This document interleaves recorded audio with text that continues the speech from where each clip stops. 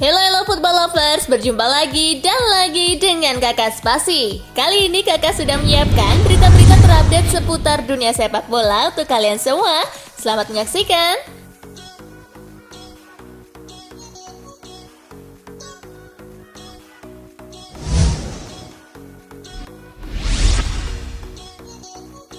Barcelona versus LC, Messi 2 gol, Blaugrana menang 3-0. Bermain di Camp Nou, Lionel Messi menjadi bintang kemenangan dengan 2 golnya di menit ke-48.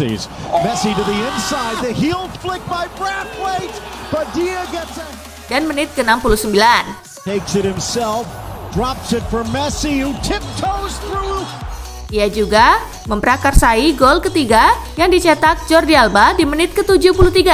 Finds Messi to Braithwaite. The side ball. Skor 3-0 untuk kemenangan Barca menghiasi pertandingan.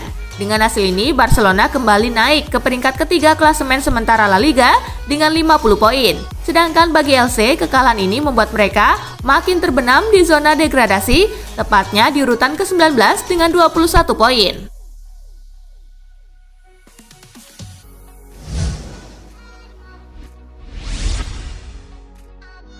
Tottenham versus Wolfsburg menang 4-0, Spurs ke-16 besar Liga Eropa. Bermain di Tottenham Hotspur Stadium, Spurs melumat tamunya 4 gol tanpa balas. Keempat gol Spurs diciptakan oleh Dele Alli di menit ke-10.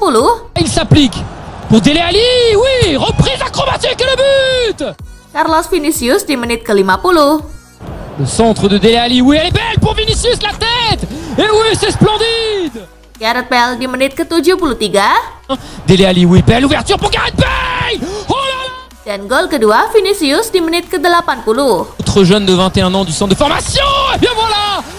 Dengan hasil ini Tottenham berhak melaju ke 16 besar dengan agregat 8-1. Lawan selanjutnya baru diketahui setelah drawing 16 besar dilakukan pada 26 Februari.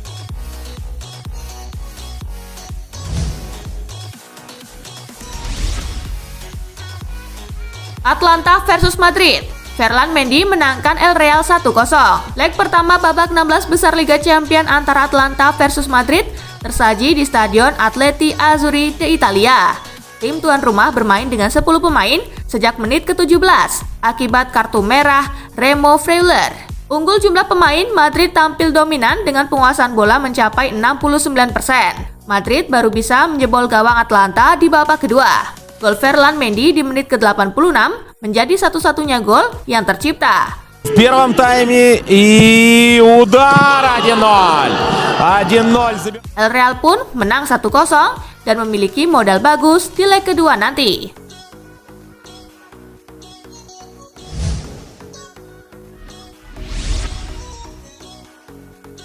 Gladbach versus Manchester City, The Citizen menang 2-0. Gladbach menjamu City dalam laga leg pertama Liga Champions yang dihelat di Puskás Arena.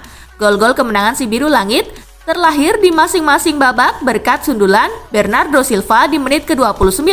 Bayern en van Dortmund, maar dit is de 1-0 voor City. Dan sepakan Gabriel Jesus di menit ke-65.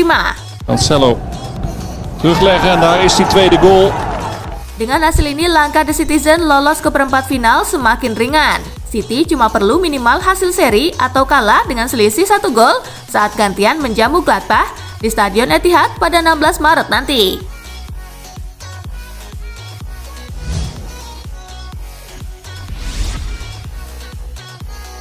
Piala Eropa U19 2021 resmi batal. Badan Sepak Bola Eropa pada Selasa 23 Februari 2021 waktu setempat resmi mengumumkan keputusan membatalkan berlangsungnya putaran final edisi 2021 kejuaraan Euro U19 baik untuk kategori putra maupun putri. Dampak turunan pandemi COVID-19 seperti larangan perjalanan berbagai negara diyakini akan menyulitkan kemungkinan diberlangsungkannya kejuaraan kelompok usia di bawah 19 tahun tersebut.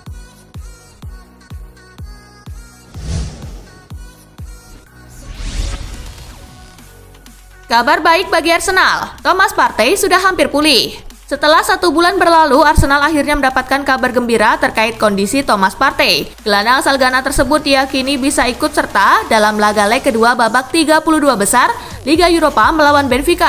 Kabar baik ini dikonfirmasi oleh sang pelatih Mikel Arteta ketika menghadiri konferensi pers jelang pertandingan. Ia mengatakan kalau kepastian keterlibatan Partey baru bisa diketahui setelah sesi tes terakhir.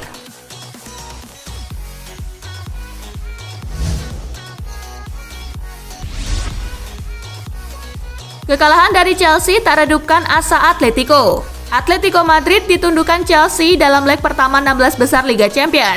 Dengan hasil ini, Atletico mau tidak mau harus meraih kemenangan dengan margin minimal 2 gol atas Chelsea di leg kedua demi bisa lolos ke perempat final. Diego Simeone, selaku pelatih Atletico Madrid, menanggapi kekalahan timnya dari Chelsea. Dia tetap optimis anak asuhnya dapat membalikan keadaan di London dan melaju ke babak berikutnya. Keyakinan untuk comeback juga dirasakan oleh para pemain Atletico Madrid.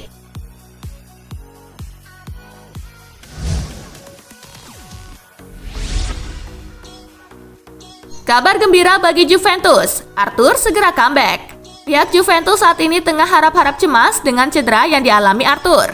Mereka berharap sang gelandang tidak perlu melewati proses operasi, karena jika operasi, proses pemulihannya akan sangat panjang. Itulah mengapa Arthur saat ini menjalani terapi khusus untuk memulihkan kondisinya. Ada tren positif dalam penyembuhan cedera Arthur.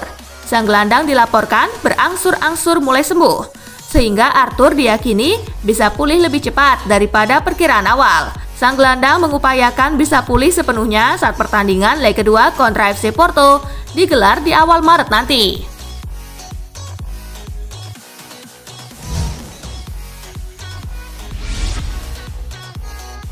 Manchester United amati situasi Paulo Dybala di Juventus. Manchester United kini tengah mencari celah untuk membajak Dybala. Mereka tahu bahwa negosiasi kontrak Dybala tengah macet.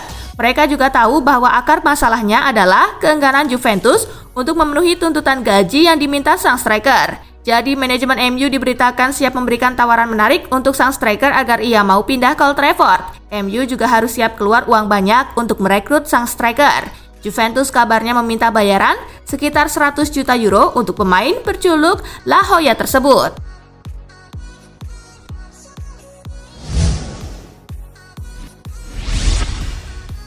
Mane mulai nyerah bahwa Liverpool pertahankan gelar Liga Inggris. Sadio Mane mulai menyerah untuk membawa Liverpool mempertahankan gelar Liga Inggris. Apalagi saat Liverpool terpuruk Manchester City yang berada di puncak klasemen melaju tak terbendung. The Citizen mencatatkan 18 kemenangan secara beruntun di semua ajang. Sayap asal Senegal ini melihat targetnya realistis Liverpool saat ini adalah menembus 4 besar Liga Inggris. Ia kini lebih memprioritaskan untuk membawa Liverpool menjuarai Liga Champion. Menembus 4 besar sekarang adalah target utama kami. Namun Liga Champion adalah target yang paling utama untuk memenangkannya. Itu bukan lagi target kedua kami, tetapi itu tidak akan mudah, ujar Mane.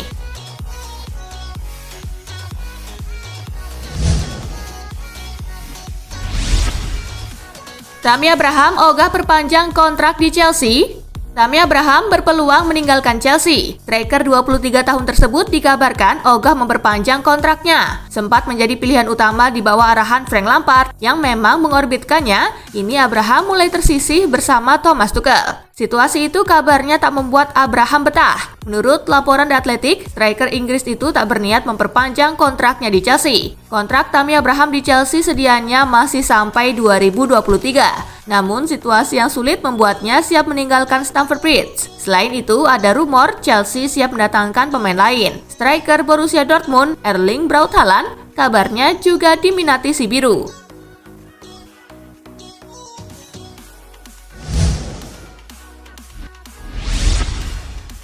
Kejutan, Inter Milan tawarkan kontrak besar kepada kiper buangan Liverpool.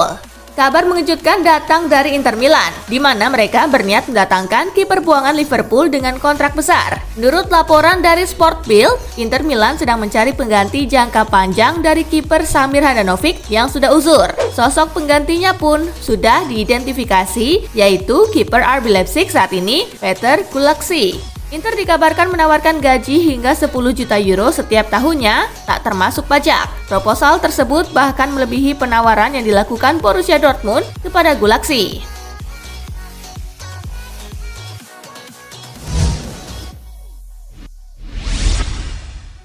Roma belum mau pikirkan duel lawan Milan.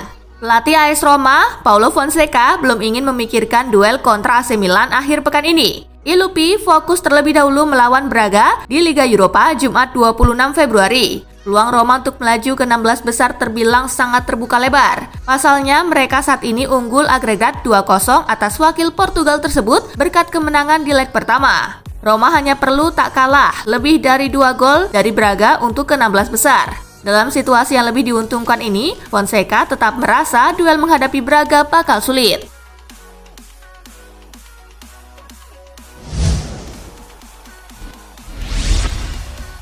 Real Madrid pilih Julian Nagelsmann jadi suksesor Zinedine Zidane. Manajemen Real Madrid nampaknya akan berpisah dengan Zinedine Zidane di akhir musim nanti. Sebagai gantinya, mereka akan merekrut Julian Nagelsmann sebagai juru taktik mereka yang anyar. Talksport mengklaim bahwa manajemen Madrid menyukai gaya melatih yang ditunjukkan Nagelsmann. Manajer berusia 33 tahun itu dinilai salah satu manajer muda terbaik di Eropa. Ia sudah menunjukkan kredibilitasnya saat menangani RB Leipzig. Menurut laporan tersebut, ada kans yang cukup besar bagi Madrid untuk mendapatkan jasa Nagelsmann. Sang manajer diberitakan ingin mencoba tantangan baru dalam karirnya setelah ia merasa sudah cukup berkarir di Bundesliga.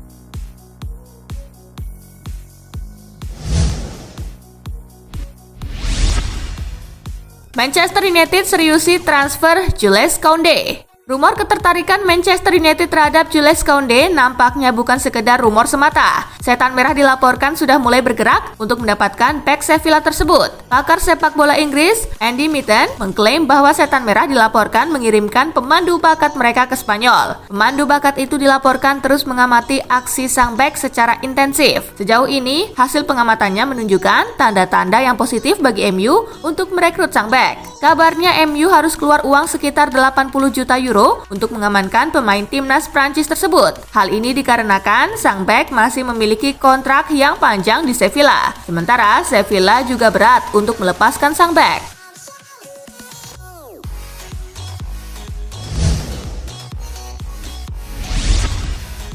Satu kaki sudah di 16 besar, Manchester United istirahatkan 3 bintang. Manchester United tidak membawa 3 pemain bintangnya untuk menghadapi Real Sociedad pada leg kedua babak 32 besar Liga Eropa 2020-2021. Setan Merah bisa dibilang sudah menginjakkan satu kakinya di babak 16 besar Liga Eropa saat berhasil menang 4-0. Ketiga pemain yang tidak dibawa tersebut adalah Donny van de Beek, Edinson Cavani, dan Scott McTominay. Ketiga pemain tersebut masih perlu diistirahatkan lantaran belum cukup bugar untuk pertandingan melawan Real Sociedad.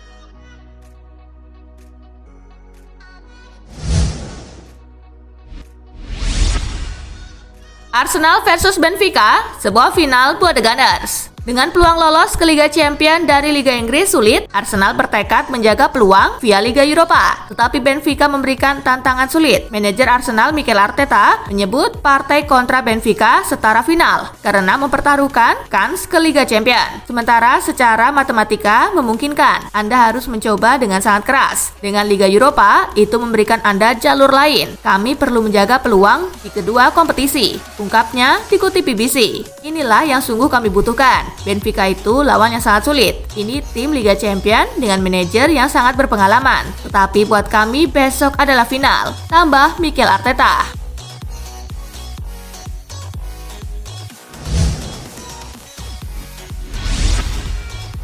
Everton dapat izin pembangunan stadion baru dari Dewan Kota.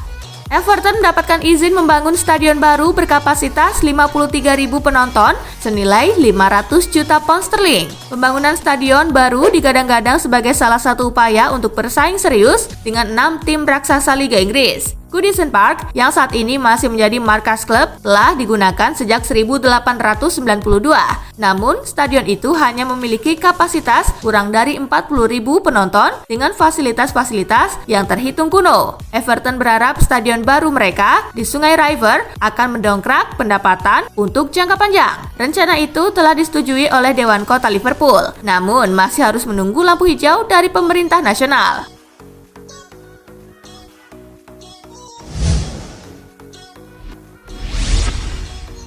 Nah, itulah tadi guys, kumpulan berita menarik dan terupdate dari Kakak Spasi. Simak terus ya berita-berita terupdate lainnya dari Kakak Spasi yang pastinya akan Kakak update di Spasi Football News. Tapi jangan ditinggalin ya channel Spasinya, karena kakak akan update juga tentang fakta-fakta menarik seputar sepak bola dunia. Dan jangan lupa untuk terus di like, comment, share, dan juga subscribe ya. See you guys!